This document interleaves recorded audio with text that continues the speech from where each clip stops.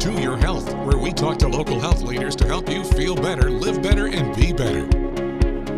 Hey everybody, and welcome to Your Health. Today we're going to talk about how to handle our grief around the holidays because I'm joined by Jenny Bakeman from Unity Hospice. Hi Jenny. Hello. It is that time of year where we're really thinking about people we've lost. And one thing that Unity does a great job of, in addition to our palliative care and our hospice care, is you really focus on grief in the community, don't you?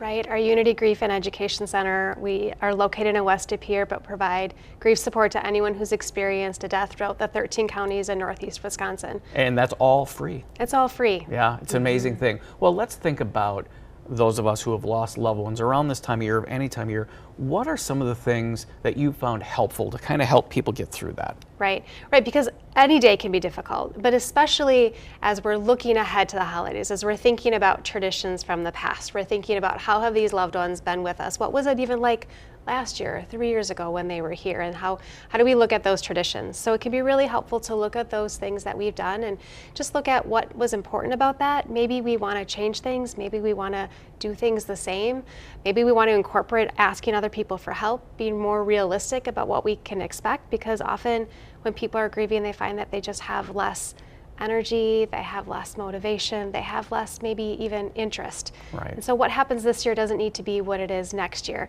but just kind of going in intentionally can be incredibly helpful. Yeah, and just to not ignore it or shut it off, is just be there. And speaking of that, one thing that I love that you guys do, I think you told me it's the 10th year, it's our Honor a Life holiday gathering. Right. So one way to help go through the holidays is to know that we're not alone.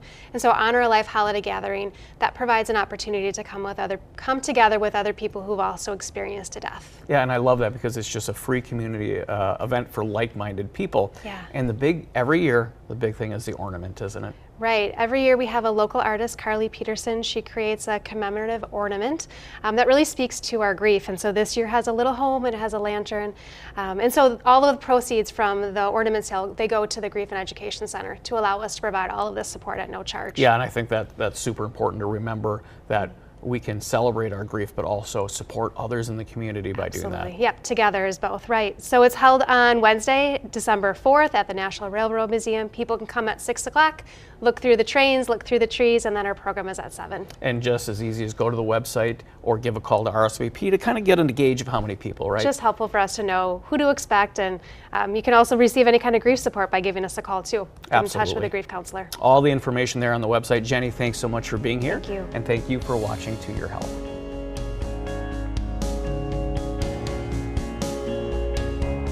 The preceding was a paid advertisement.